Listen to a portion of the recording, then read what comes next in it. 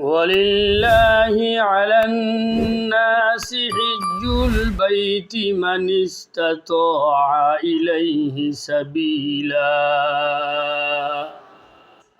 وقال رسول الله صلى الله عليه وسلم تابعوا بين الحج والعمرة فإنهما ينفيان الفقر والذنوب وقال رسول الله صلى الله عليه وسلم من حج لله فلم يرفث ولم يفسق رجع كيوم ولدت أمه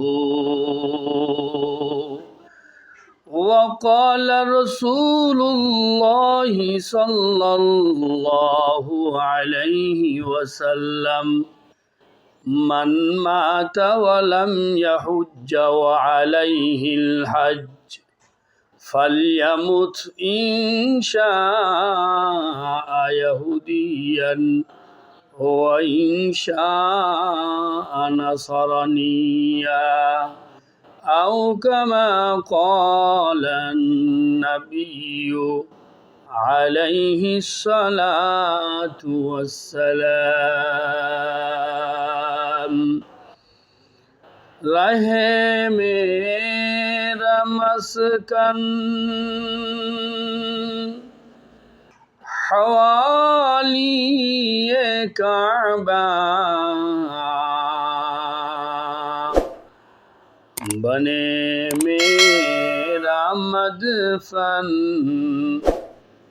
दियारे Medina बने मेरा मदफन दियारे Medina. আলহামদুলিল্লাহ, আমি একটি আয়াত পড়েছি সূরা আল ইমরানের ৯৭ নম্বর আয়াত। এই আয়াতের মধ্যে দুইটা বিষয় পাওয়া যায়। একটা হলো সহি নিয়াত,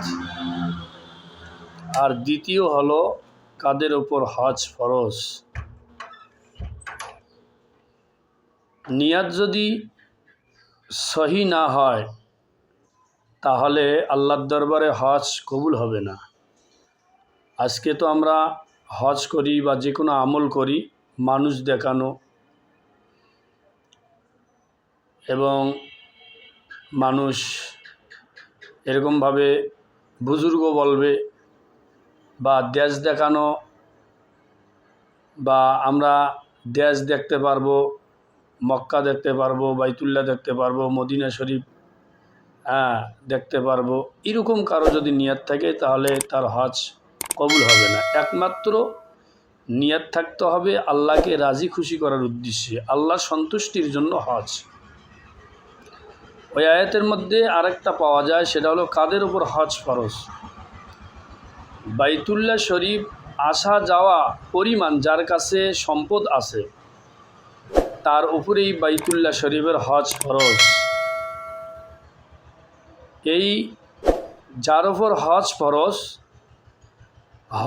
ফরজ হওয়া সত্ত্বেও কেউ যদি হজ না করে, রসুল সাল্লাল্লাহু আলাইহি ওয়াসাল্লাম তার ব্যাপারে বলেন যে মান মাতা ওয়ালাম ইয়াহুজ্জা ওয়া আলাইহিল হজ, কারো ওপর হজ ফরজ হয়েছে, হজ ফরজ হওয়া সত্ত্বেও সে হজ করে নেই, এমতো অবস্থায় ফাল ইয়ামুত, এমতো অবস্থায় সে মারা গেছে, আল্লাহ রসুল বলেন ইনশা ইয়াহুদিয়ান ওয়া ইনশা নাসরানিয়া, সে যেন ইহুদি হয়ে মরে গেল, সে যেন এরকমভাবে খ্রিস্টান হয়ে মারা গেল, নাউজুবিল্লাহ।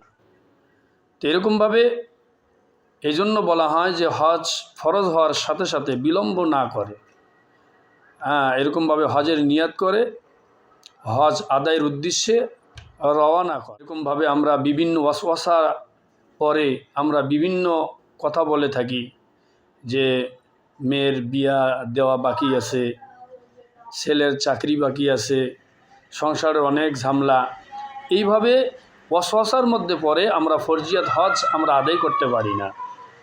এটা করা যাবে না। রসুল সাল্লাল্লাহু আলাইহি সাল্লাম এটার ব্যাপারে কঠোরতার সাথে বলছে, সে হজ ফরজ হওয়া সত্ত্বেও যে হজ করলো না, সে যেন ইহুদি হয়ে মারা গেল, খ্রিস্টান হয়ে মারা গেল। এবং রসুল সাল্লাল্লাহু আলাইহি সাল্লাম হজ পালনকারীদের ব্যাপারে বলেন, ফালাম ইয়ারফুস ওয়ালাম ইয়াফসুক রাজা কায়াউমিন ওয়ালাদাত উম্মুহু, নিষ্পাপ সন্তানের মতো সে ফিরে আসে। যে হজ করলো এবং হজের মধ্যে কোনো ফাসিকি করলো না, কোনো খারাপি করলো না, কোনো গুনার কাজ করলো না, গুনাহ ছাড়া যে ব্যক্তি হজ করলো, আল্লাহ তাআলা তাকে এরকমভাবে নিষ্পাপ সন্তানের ন্যায় ফিরে দেন বাড়িতে। রসুল সাল্লাল্লাহু আলাইহি সাল্লাম আরও বলেন, তাবিউ বাইনাল হাজ্জি ওয়াল উমরা, তোমরা হজ এবং উমরা নিয়মিত করো। কেন? ফাইন্নাহুমা, এই দুইটা হজ এবং উমরা, ফাইন্নাহুমা ইয়ানফিয়ানিল ফাকারা ওয়াজ যুনুব, দারিদ্রতাকে দূর করে দেয় এবং গুনাহ সমূহগুলোকে মাফ করে দেয়। সুবহানাল্লাহ।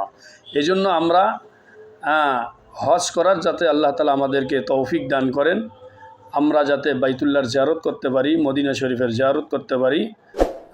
আল্লাহ তাআলা আমাদের সকলকে কবুল করুন। আমার এই ভিডিওটি যদি ভালো লাগে আপনারা শেয়ার করবেন এবং অন্যজনকে শেয়ার করে দেখার সুযোগ করে দিবেন।